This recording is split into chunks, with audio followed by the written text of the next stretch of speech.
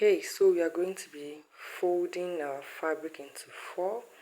So how do we determine the width, that is the wideness of the material now? Is going to be our hip measurement divided by 4.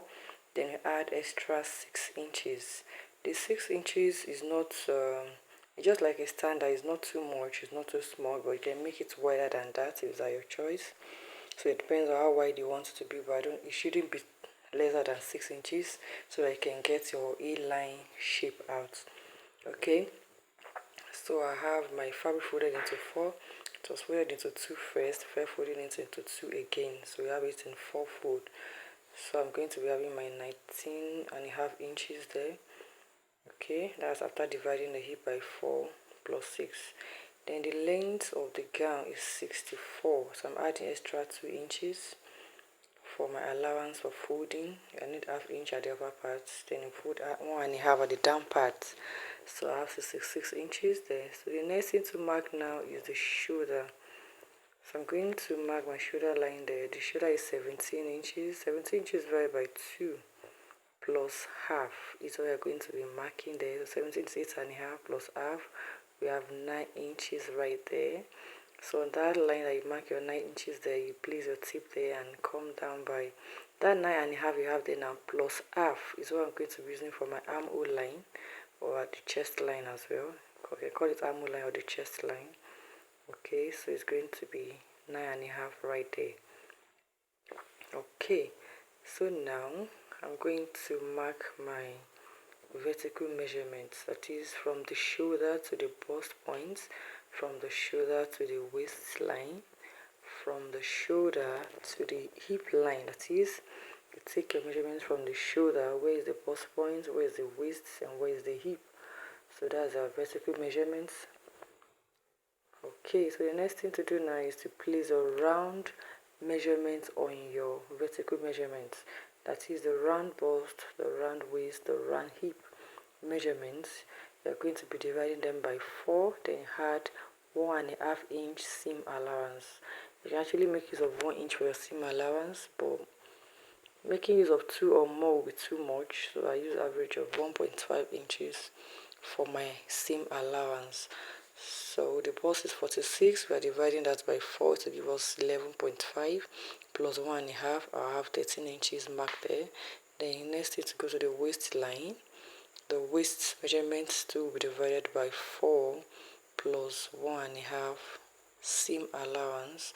Then I'm connecting the two lines together right there. So the next thing to do now is to go to the hip measurement, the hip length. So I'm going to be dividing the hip 2 by 4 plus 1.5 inch allowance. Though since it's going to be a A-line gown, you might not really mark that because you're going to join the waists where you have a waist measurement mark at the waist length there. We are going to join it straight to the edge of the fabric, that is the wideness at the down part. Okay, but let me mark it out and you can see that even without marking your hip measurement out, you see the hip measurement is going to come out from there because we are connecting the waist to the edge line. Okay, so I have 54 divided by 4 there plus 1.5 inch seam allowance. So you can see now when I'm placing my tip from the waist to the edge line, it's deeper through where I mark for my hip measurement there. So even if you didn't mark it there, you're going to get the hip measurement right there. Okay, so we're taking to the edge of the fabric. That's the width, where the highest wideness we have there, which is 19.5 that we marked there. So you take it there and connect them like so. By so doing, we are going to get the shape. You can see now that it's not straight like a normal straight gown. So you are getting your A-line shape right there. Okay, so you have that connected like so. Then the next thing I'm going to do now is to mark my neckline. So this neckline on a normal day I use 3.5 for an average adult for the width of the neck line. So for this now I'm going to make use of 4 inches because our shoulder is a bit wide. Okay, and the cloth is not going to have a zipper, so you have to make it wide enough for the head to enter the neck. Okay, but it shouldn't be too wide as well. So I'm going to make use of 4 inches for the width. The width for the front and the back have to be the same thing. The only one that can be different is the depth. So I'm going to be using 3 inches for the depth at the back. Then I'll use 6 inches for the depth of the front. Then at the armhole line there, we come down by ½ inch and connect it to the tip of the neck line there. So we have our shoulder slope like so. Then you curve your neckline out. You can use a free hand like so, or make use of a curve.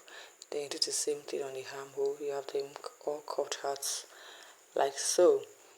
Then I'm going to cut only the back neck depth now, because the front and the back I folded it together. So I'll cut that out for both front and back I have right there.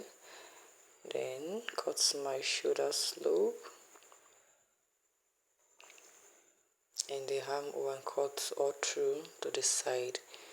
If you are watching my video for the first time, please hit the subscribe button right there, down there. Click the like button, leave a comment, it goes a long way. So you're going to cut all through like that. I'm cutting with the front and the back together, don't forget, because the fabric is folded into 4. So I'm going to cut all through like that till I get down. Alright, then we are going to cut out like so. The next thing to do is to remove one, that is, remove one of the two, so that I can have the front neckline cut out. So I'm going to remove the one that is inside and cut the neckline out for one of them for the front. Okay, so I have that cut out like so. The line is very simple gown. You can make it. So because I wanted to have this type of design there, I'm going to curve the shape out with my chalk on the fabric. I have the front fabric open wide now on the table. Then I mark the shape out the way you want it. Place my lace on it to follow that chalk. So I've done this side. So the other side now I'm going to curve it out. You see how I did that. So just mark where I want my shape to be, like so, and place the lace on it. So since the lace is transparent, I can see the chalk that is under.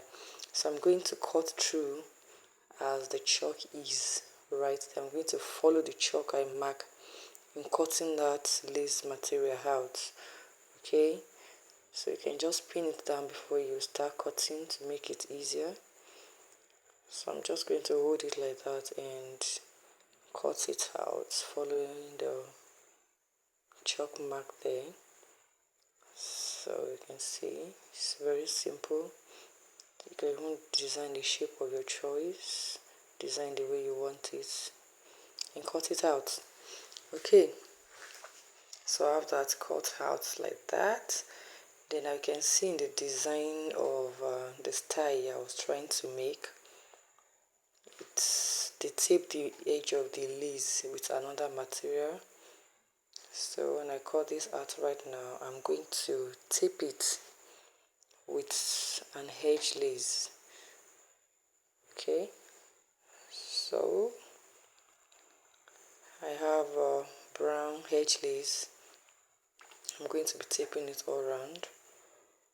Okay, just match the ash material on the fabric first with your machine. After matching it, that is sewing it down, then you can easily sew this brown edge lace on it again or through like that. It's very simple. Okay, so you do that for the two designs we have right there, and it's as simple as that. Please, if you find the video useful, give it a thumbs up, subscribe, leave a comment. Thanks for watching. See you in my next video.